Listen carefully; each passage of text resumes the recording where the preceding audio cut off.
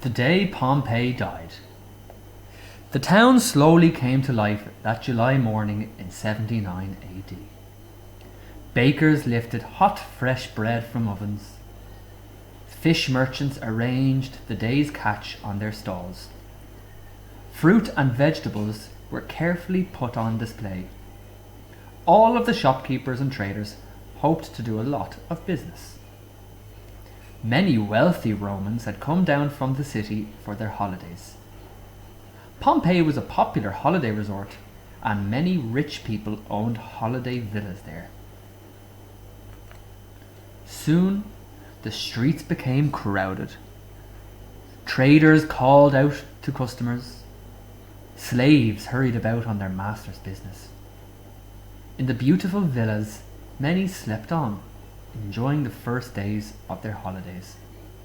Others chatted with friends over breakfast. A distant rumble was heard, and some people raised their heads. Thunder? No. It was just the mountain grumbling in its sleep, as usual. This had happened before. A gentle plume of smoke rose from its peak, but there was nothing strange in that. When the ash began to rain down, people grumbled and called it a nuisance. Holiday makers moved indoors. Street traders shrugged and covered their carts. A steady stream of ash was coming from the mountain and then settling on the town. Nobody panicked. It would probably stop after a while. It didn't stop. The rain of ash got heavier and steadier. Then, the mountain began to spit out hot rock. A stream of molten lava flowed down the slope. Now the people of the town knew that they were in serious danger. Many tried to escape, but the fall of hot rock and ash was very heavy.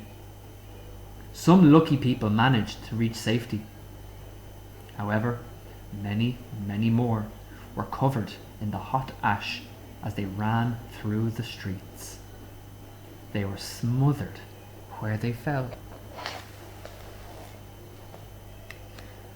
Within a few hours, the town was almost totally covered in ash and pumice, a light volcanic rock. After some days, the whole place looked more like the surface of the moon than a Roman holiday town.